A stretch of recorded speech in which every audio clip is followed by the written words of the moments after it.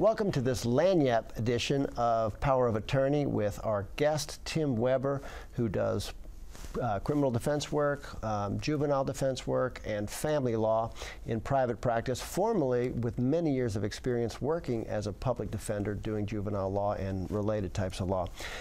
Tim, thank you for doing this Lagniappe section.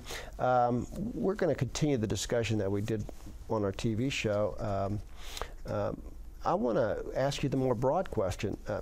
Does a juvenile, a child who is accused of a crime, looks like he's been arrested or looks like maybe he's going to be arrested, does he need a lawyer? And if he needs a lawyer, she need a lawyer? And if so, when do you get a lawyer? Let's say you're the parent or the guardian. Absolutely needs a lawyer. Okay. Absolutely. In When fact, the law and requires it. Okay. Oh, the law requires it. Yes. And if they need a lawyer, when do they need a lawyer? At what point do they get a lawyer? And frankly, how does someone afford a lawyer? I know lawyers often charge a lot of money. If they can't afford a lawyer, they can use a public defender's office. The public defender's office in Orleans, Jefferson Parish, all the lawyers are very competent. Competent meaning they can do their job. They can do their job. They can do their job. Okay. There's good supervision in both of those parishes. Now, what lawyer you get, it changes from day to day, so I cannot tell you. If you don't feel comfortable with that lawyer, hire a private attorney. Okay. Find the money. Right. It's important for your child. Why would you hire a private attorney if you got competent lawyers in the public defender's office? Well, if you're confident, comfortable with your lawyer, then it's not necessary. If you're not, or if it's a serious case and you are concerned about the experience that particular lawyer has, hire a private lawyer. Okay. And what are the, let's talk about that, pros and cons of a public defender versus a private practice attorney. A private practice attorney is somebody who maybe they've been doing it a long time, maybe they've been out of law school for a year or two. I guess depending on the private practice attorney, that could tell you if it's a pro or a con right there. Why don't you explain? Well, first you need a lawyer with criminal experience, because what we're dealing with are criminal statutes, right? You also need a lawyer who understands juvenile law and has juvenile law experience, because there are differences, because we are talking about adolescent development of children. There has been a push in some areas of the country to have a special certification for juvenile lawyers. We do not have that in Louisiana. So if you're looking for a lawyer, you want to use the internet, you want to use whatever referrals you have to get a lawyer who's not just has criminal experience, but also has juvenile experience. Right. So if I'm understanding you, let's go back to that first question. Does a child need a lawyer if charged with a juvenile offense? And when? The answer is yes. A child definitely needs a lawyer if charged with a crime. In fact, they're required to have one. And when is from the get-go, right away? When it will be when they're brought to court for their continued custody hearing, a lawyer will be appointed for them. Okay. Okay. If you should hire a lawyer before you let your child give any statement to the police. It should be, do not give a statement and then hope that they're just going to let it go away. That's not their job. Their job is, if they take a statement, if there's evidence, your child will be arrested. Typically, are the police going to be trying to interview the child before that first court hearing? Yes, okay. They will. So even if you don't have a lawyer for your child, can you insist that the child not be interviewed, or insist that the child have a lawyer and let the lawyer decide about an interview before the interview happens? Yes, a child has all the constitutional rights as an adult with the exception of a jury trial. So you can insist on your Sixth Amendment right to counsel at any stage of the proceedings, and you should. Virtually no lawyer is going to allow that child to be interviewed. No lawyer is going to allow that child to be interviewed. The big problem we have, one of the big problems we have, is adult standards being imposed on children. The criminal statutes are written for an adult. The most egregious example I'll give you is the aggravated rape statute.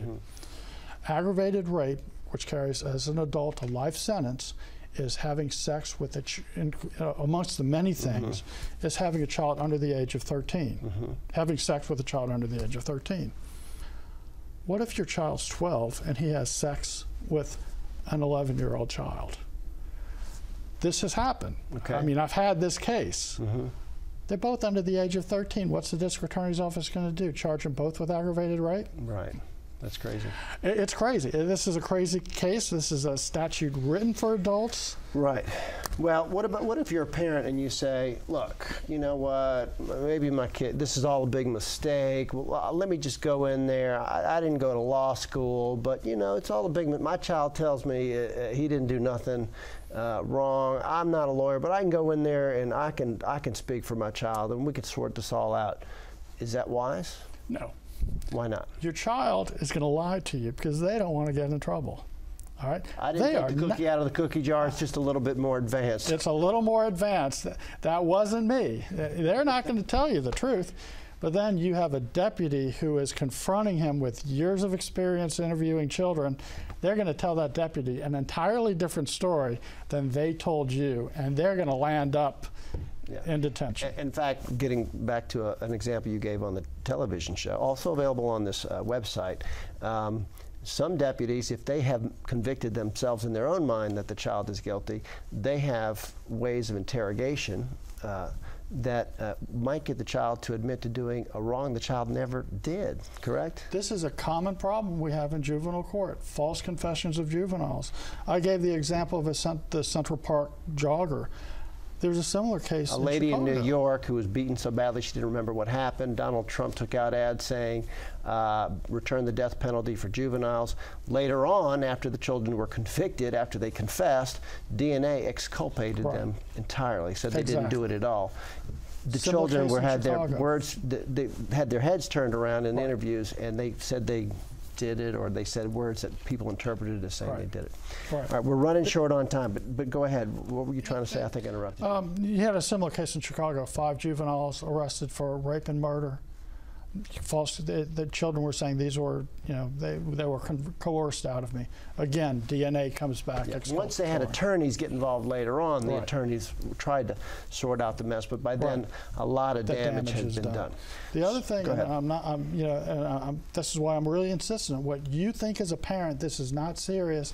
As soon as the adult statutes start applying adult circumstances, it becomes serious. It's adult statutes applied in juvenile court, applied to juveniles, even though it's juvenile penalties, etc. A kid with a BB gun takes another boy's bicycle. All right, that's bad. I'm not saying it's a good thing. All right. I probably did that when I was a kid. But it's, no, I didn't do that. But it's not armed robbery. Still, it's not taking a gun that could kill somebody. But it is treated as an armed robbery because as an adult it would be treated as an armed robbery, and your child is looking at a mandatory prison sentence. Right. And maybe the DA is using that just for leverage, so they can get you to admit to agree to a plea deal later on. That's whatever they feel like getting. They get a conviction on their whatever their conviction rates. Right. Last thing, because again, these webinars run short. These web interviews run short. Overall, if you can afford an experienced private attorney with many years' experience working in this field, that may have a definite advantage. If you interview several private attorneys and you feel very comfortable, that's a more solid advantage at having your name cleared, your child's name cleared, than going with the public defender's office, where you might get a less experienced person, whoever's assigned. Is that a fair statement? That's a fair statement. Okay. If you were in that circumstance, would you want a lawyer with 20 years experience or someone fresh out of law school trying to gain experience on your at your child's expense? Now, last part, and I'll see if you can answer this in about 60 seconds. What's the best way for somebody to go looking for a private attorney in the greater New Orleans area? How do you go looking for somebody? You need to do some footwork because it's not as easy. There's only a few of us. Get on the internet, talk to people. You need to do some footwork, but find someone with experience. Okay.